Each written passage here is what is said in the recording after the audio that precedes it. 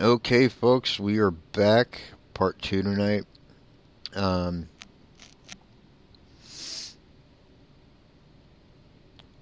so, okay, speaking of closed minded people, this kind of brings up a good point. Um, a couple things happened in the paranormal world. One in cryptozoology, which is the search for cryptids, in other words, like Bigfoot or the Jersey Devil, etc., etc. Basically, uh, creatures of unknown origin and the like.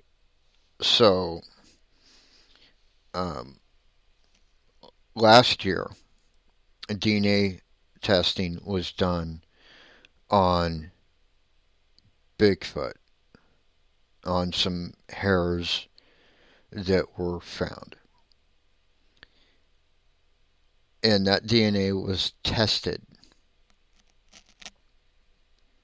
from the hair, and the closed-minded crowd shouted it down to the point where it actually nullified the findings. Which, by the way, it came back as well. It was read as human, meaning that the DNA test the first like I think two times read it as human because they weren't advanced enough tests to distinguish. So they're human enough by that they're indistinguishable on a DNA test.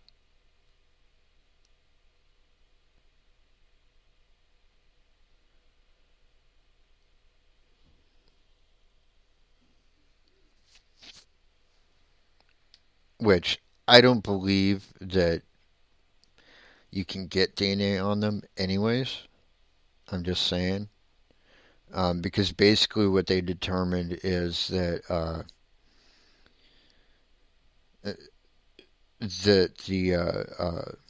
the items the hair in fact that they ran the DNA test on was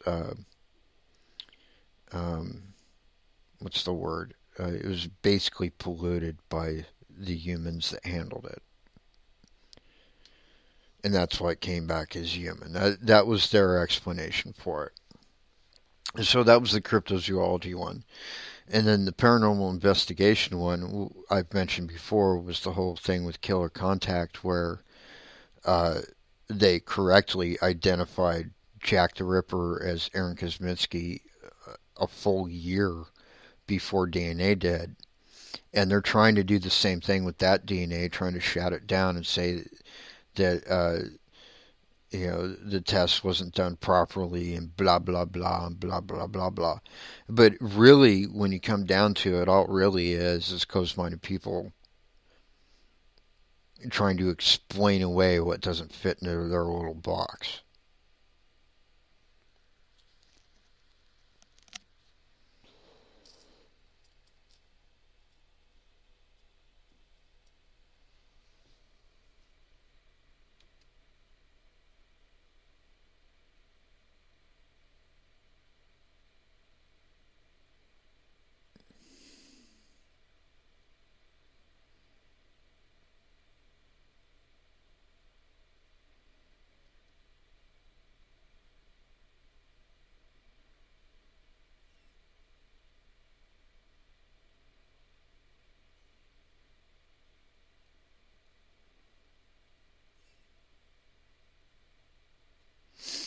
So,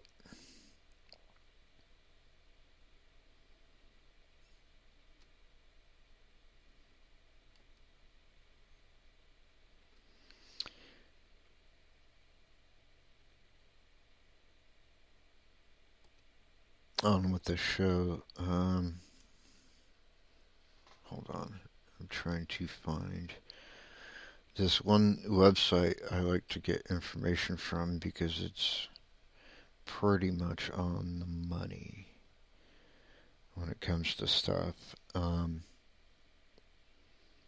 And what I mean by on the money is it's actually backed up by multiple sources.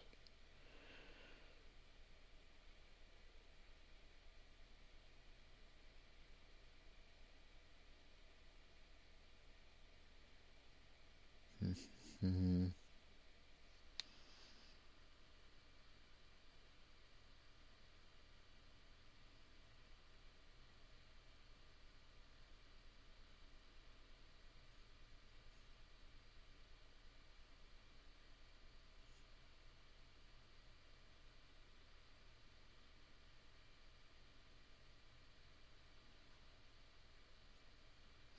Okay, so we're going to look into some UFO sightings first.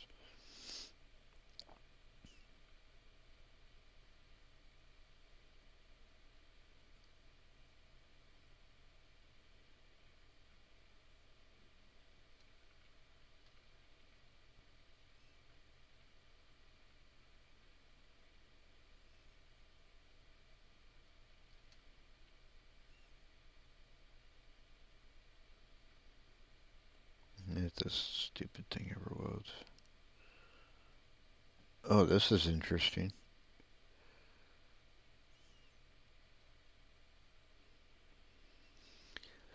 A gray alien filmed hidden behind a rock in Machu Picchu, Peru, at the ruins there. A woman who lives in Peru visited Machu Picchu some time ago.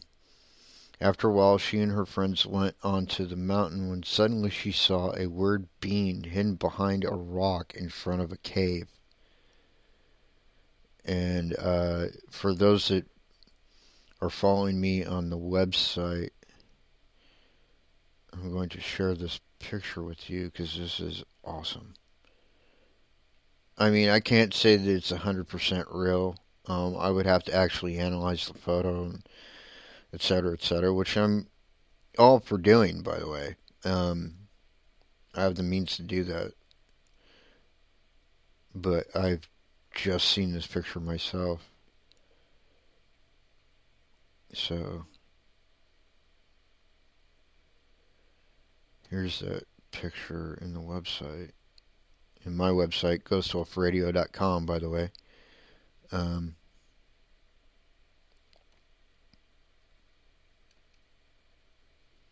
oh, come on, really? Okay, I guess I gotta do it this way.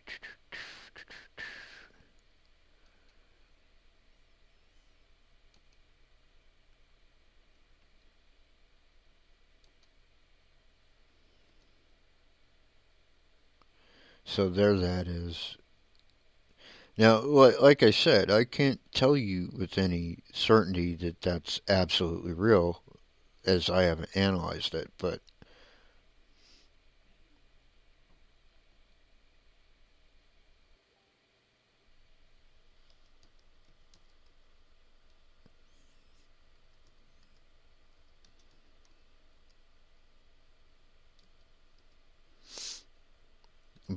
there you go.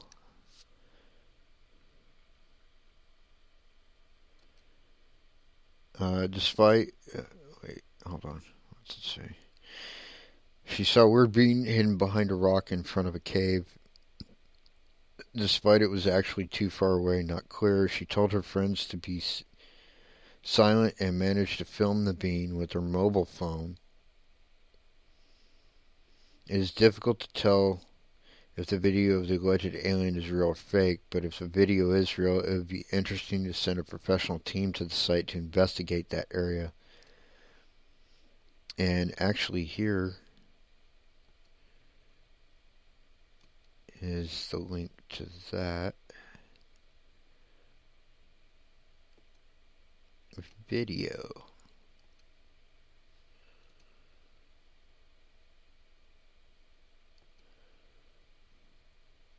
For those that might want to watch it, here you go.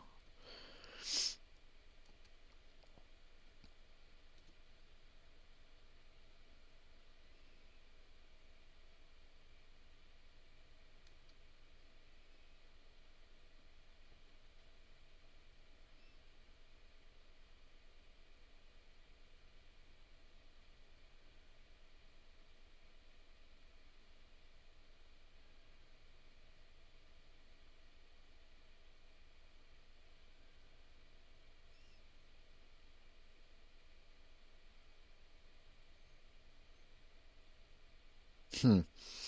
Uh, Here's another one. Tourist captures weird UFO close to the Empire State Building in New York. Witness states, "Hi, I'm from the UK and I'm visiting New York City with my girlfriend and have just been looking back through my previous holiday photos of the city and I had seen this." Now, here's kind of a close up um,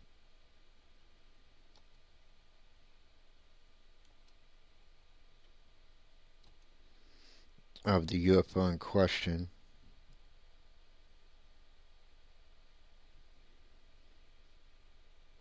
And it is very strange looking. It's not like your typical UFO at all. Um, and here's what like it looked like before it was zoomed in.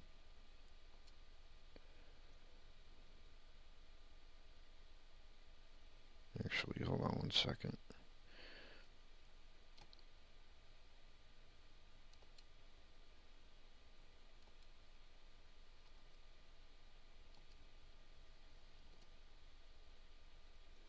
So yeah, there's a zoomed in one, and then this is what it looks like from far away, like the original.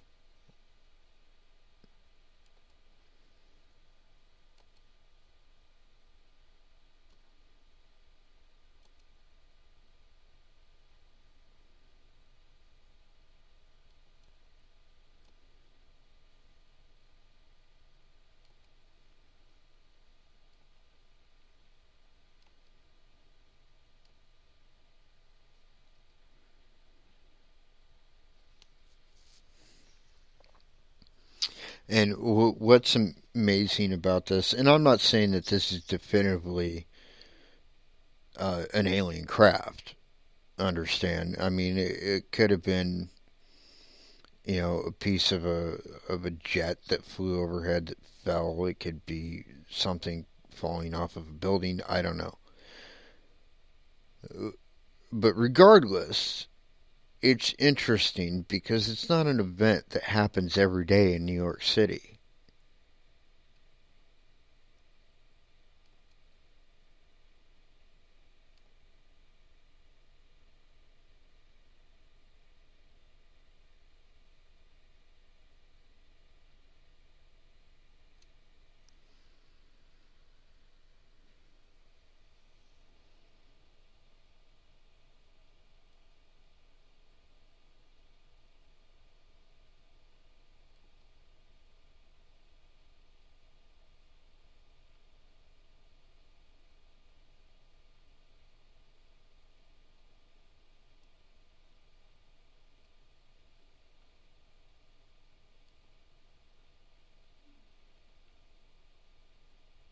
Hmm.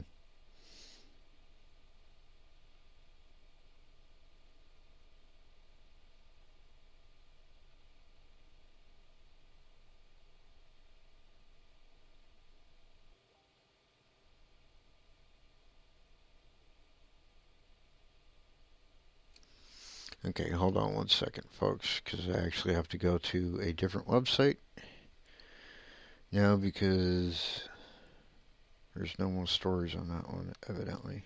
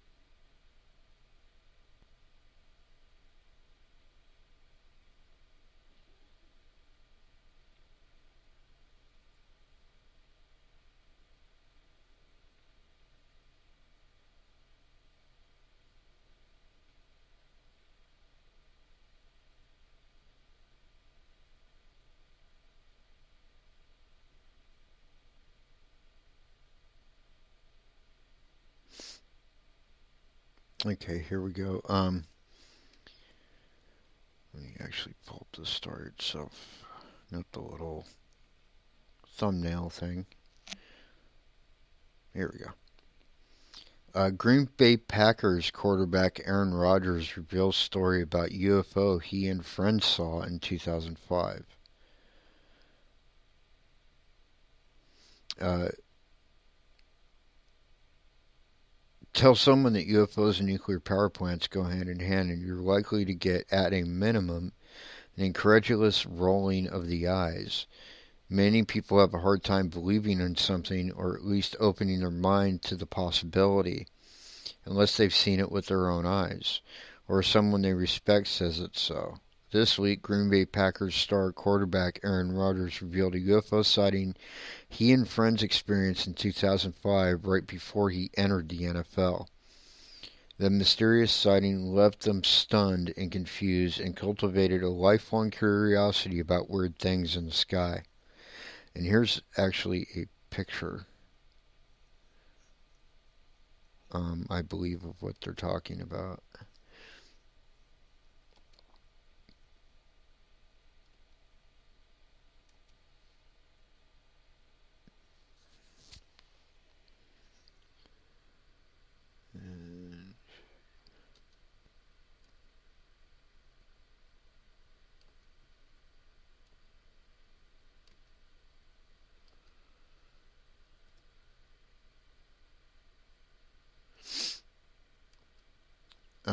Let's see, scrolling down. According to Rogers, he was on the East Coast in rural New Jersey in February of 2005 for a pre-draft interview. He was staying with the family of former Cal teammate Steve Levy when he and several friends heard a siren go off in the distance. Not being familiar with the area, they were unsure what the alarm was, so they stepped outside to take a look. We were winding down at dinner, and then there was a weird siren in the distance, so we go outside. It was a snowy night, and we went outside, and it was one of those bright nights where it's overcast, but there's enough light from the moon to see things, and the next thing you know, we saw something in the sky. What they saw in the sky stunned them. It was a large orange left to right moving object. Because of the overcast nature of the night and the snow, you couldn't make out it was behind the clouds we were seeing, but it was definitely large, moving from left to right. It was like at 12:30 at night. It was me, Steve, and his brother that saw it, and it goes out of sight, and we look at each other and go, "What in the fuck was that?" Rogers said you could hear the air movement as the object flew overhead, and shortly after it passed above their position about 30 seconds later. They saw or heard four fighter jets, afterburners roaring, fly over in frantic pursuit of the mysterious object.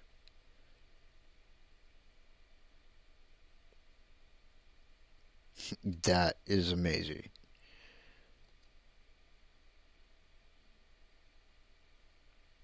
I mean, not that it's Aaron Rodgers. I mean, I don't know the guy. Um, and I'm not, honestly, a Green Bay Packers fan, so that's whatever. But the story itself is amazing. Um,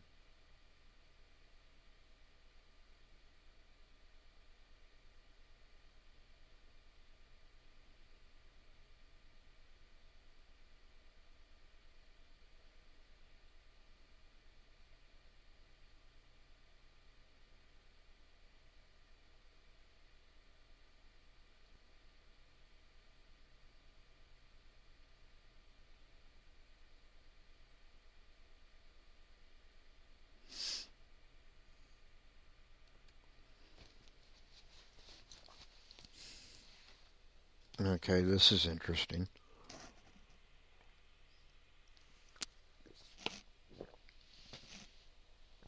retired Navy officer who claims to have seen top secret UFO files is ready to divulge secrets.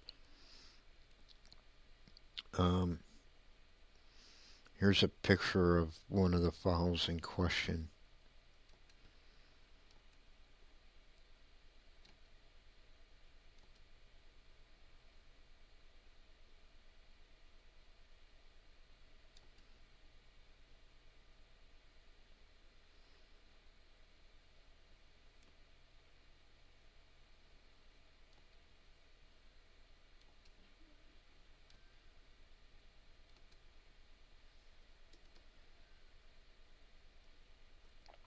But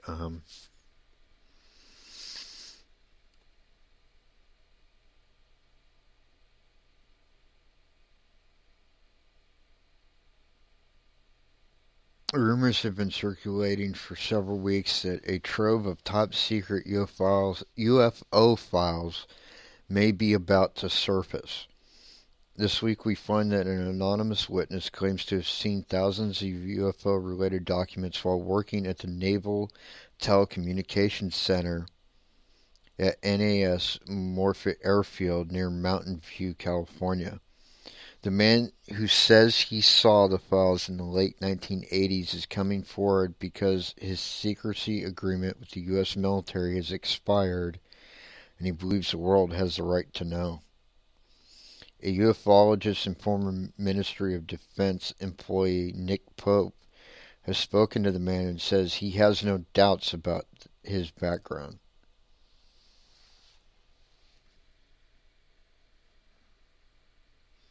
To clarify my position and involvement, I've been in direct contact with the individual concerned for some time now. I'm working with him and with the newspapers to try to find a way forward that will involve verifying the person's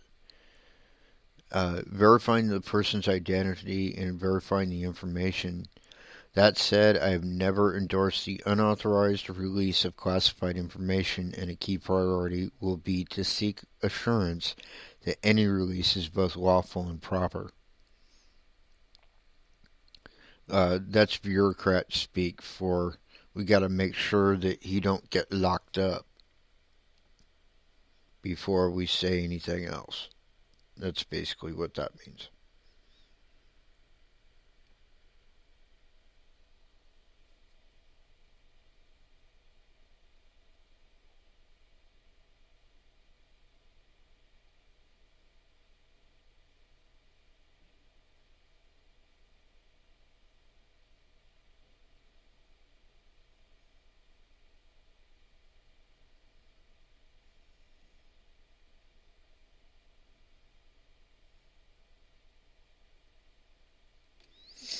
Oh, wow. Okay. This is from back in February, evidently. Um, and y'all may have heard about this. I haven't. This is actually the first time hearing about it. But man shoots pictures of Area 51 in Groom Lake using high-flying drone. Um, and actually, I mean, it doesn't show much in this picture, but still, it's interesting.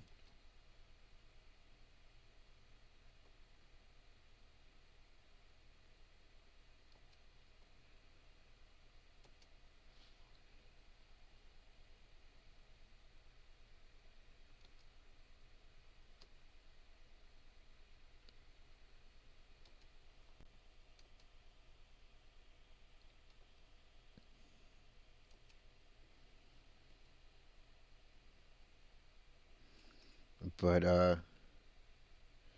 hold on, let me check. Okay, got about 20 minutes left. Yay! 20 minutes. Anyways, so hold on. We already have good pictures of Area 51, and the new ones that came forth this week are none the, none the better. However, there are two very interesting aspects to Hans Faulkner's recent escapades. First, that he was brave enough to attempt the feat has many of on the internet in an uproar, and secondly, so far he survived to tell the tale. Faulkner's photos came from an HD video he shot using an RC drone as it flew along the boundaries of the top secret base. According to Faulkner, his drone never crossed official base boundaries. Faulkner also claims he shot the video in August of 2015, before the no drone sign was posted along Area 51's security perimeter.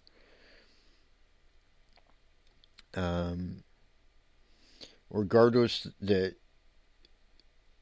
Faulkner was not stopped by Area 51 security, hence the Area 51 may not be as valuable a target as in the past, and top secret operations conducted at the base may have moved to another facility.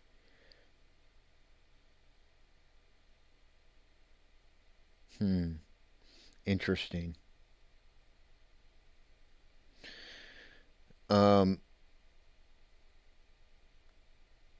Because I happen to know for a fact, and this is actually verifiable, it, and that's not to say that they have anything to do with UFOs. They might not. I have no idea. Um, I mean, I believe they have had something to do with UFOs and may still have something to do with UFOs, and with the whole uh, terrestrial extraterrestrial phenomenon. Um, but I don't know it. You know what I mean? So like, it's interesting that they're saying that they no longer have anything there, because I do know for a fact that they have these like orange and white like markers all around their boundary, and if you approach them, you will see a black SUV, and inside that black SUV is somebody who's armed, ready to kill you if you step across that line. And the reason I know that for a fact is because it's happened to several people. I think one person was ever killed, uh, that was ever reported, anyways. But there was actually a show called Conspiracy Theory with Jesse Ventura, and they actually filmed uh, an episode where they went to Area 51, and he was on the correct side of the boundary markers, but there was an SUV present because they were filming. And you can't see any portion of the base because there's, you know, desert and hills and brush and everything else in the way. And to me, that wasn't really the important part. It was the part where there was actually armed men in a black SUV parked there watching them.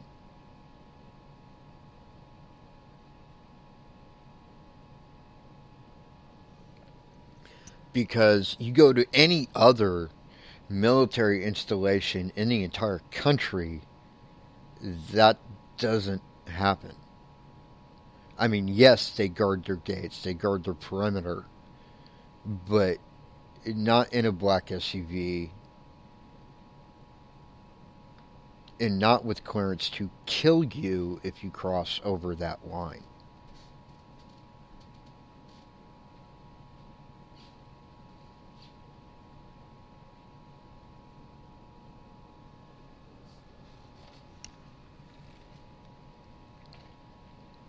So yeah, to me it was very interesting. Also,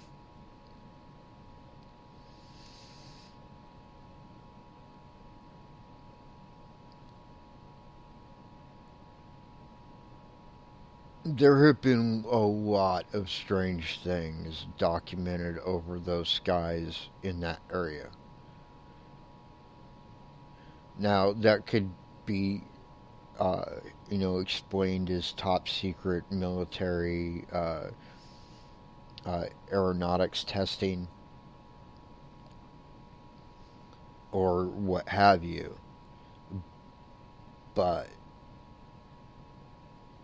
it still raises those same old questions. And if they know about UFOs, if they know about aliens, my question has always been is why don't they tell us? I mean, I understand what their reason is.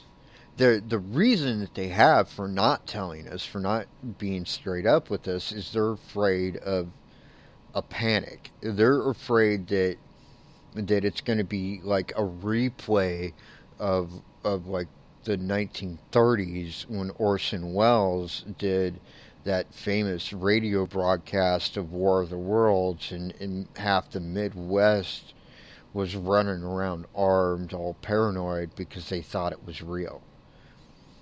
Um,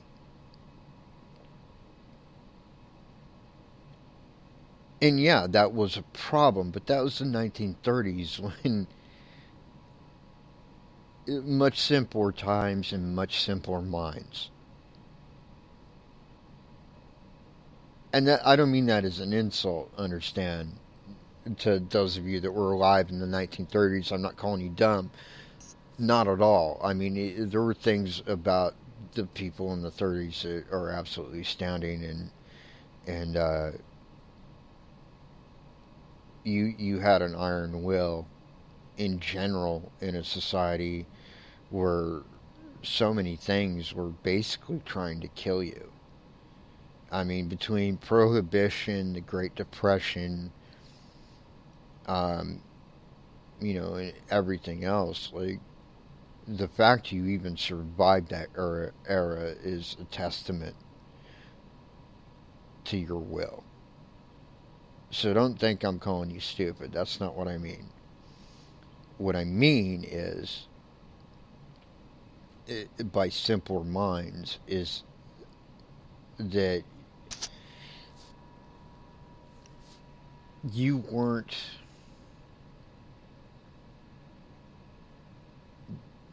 just that the world was different, really. I mean, like, you didn't have the technology like we have now to worry about and to think about. You didn't have, like, all the stuff that's going on now. You didn't have any of that stuff back then.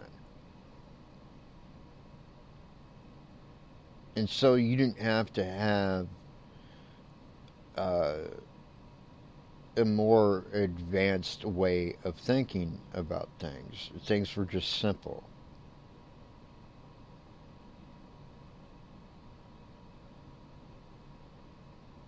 In thought, anyways. I mean, it was a much harder time to live, no doubt. Um, but as far as the way of thinking goes, it was simple. You're starving, you don't have any money, you find a way to make money or to get food. It was that simple. Um, Whereas now we've got to think about things like we've got to have money to pay for food, we've got to have money to put our kids through college, we've got to have money for daycare, we've got to have money to pay bills, we've got to have money, et cetera, et cetera, et cetera. I think you see where I'm going with this.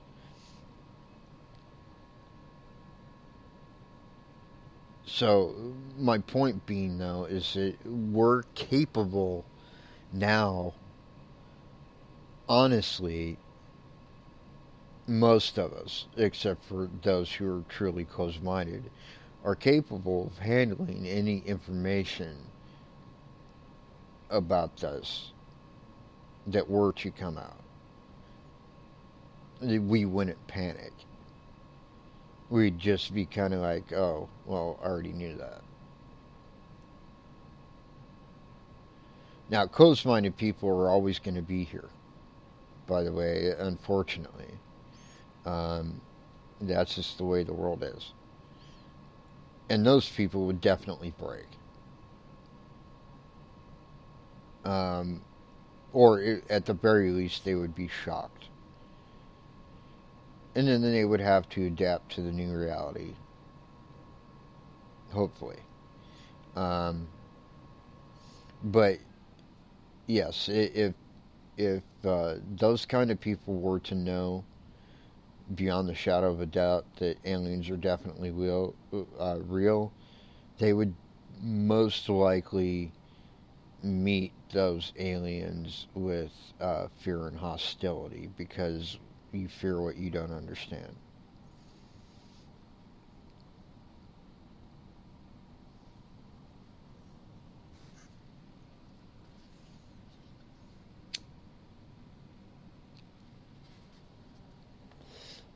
On the flip side of that, though, like I was saying before, there are those who believe too much.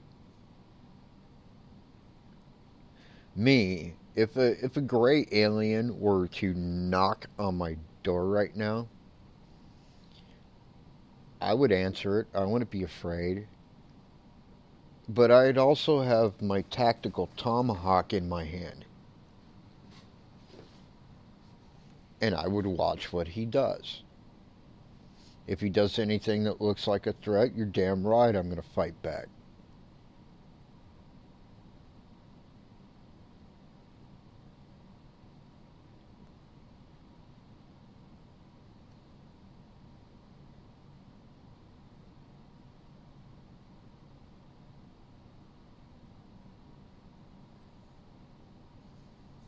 If he does something beneficial, like I would hope they would do, then of course I'm gonna be okay with it.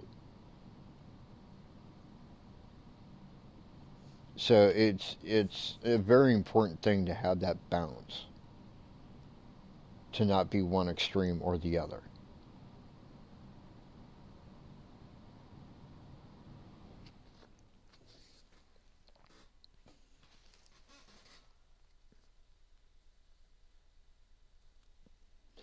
Okay, I here's something off topic um, that came to my attention today from through a post I saw on Facebook. Apparently, our government is attempting to make it illegal to live in an RV or in a small house, in effect, live off the grid. And I know a lot of people don't understand it or care about it, but here's why it scares me. Why should my government care if I'm off the grid or not? If I'm not hurting anybody, why does it matter? Unless there's some reason they want to keep tabs on everybody.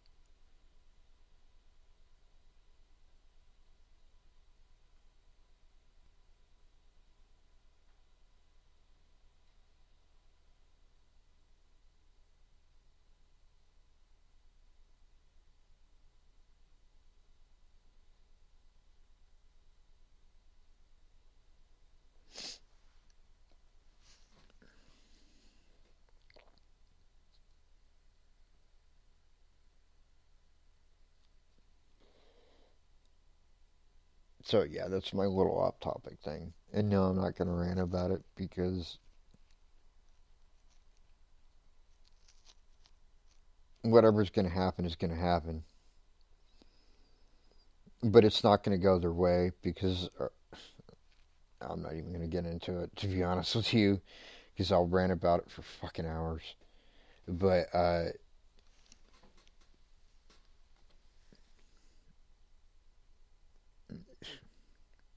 yeah, I'm just not going to get into it. Anyways, continuing on with tonight's show.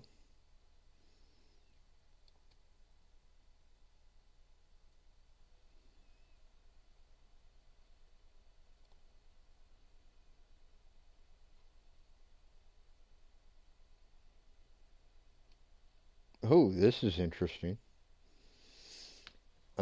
This is was posted on February 22nd, 2016. NASA releases Apollo 10 recordings revealing astronauts report hearing weird sounds or music on the far side of the moon.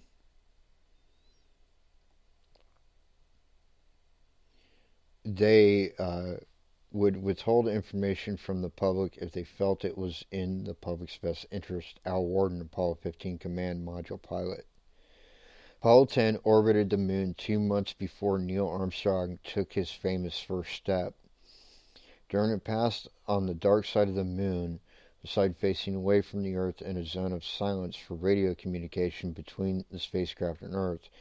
The crew were baffled by a series of mysterious sounds they heard, which they described as music.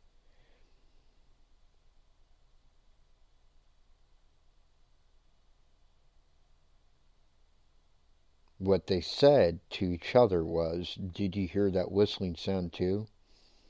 Sounds like outer space type music. I wonder what it is." The encounter occurred in 1969, but transcripts of the crew's conversations were not released until 2008, nearly 4 decades later.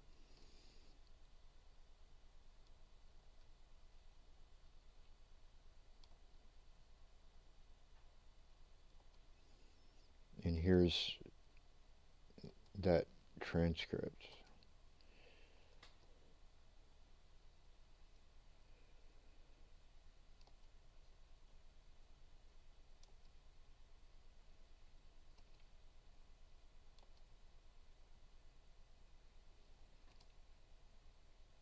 No, hold on.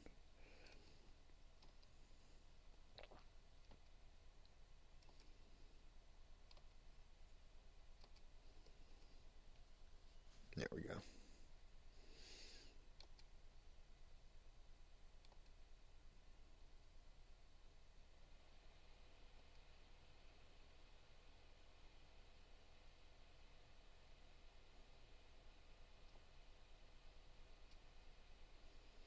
Let me check time. Ooh, just under 2 minutes left. About a minute 40, actually. So I'm going to go ahead and call it a night, folks. I want to thank you all for tuning in. Until next time, my pack, my tribe. Peace out.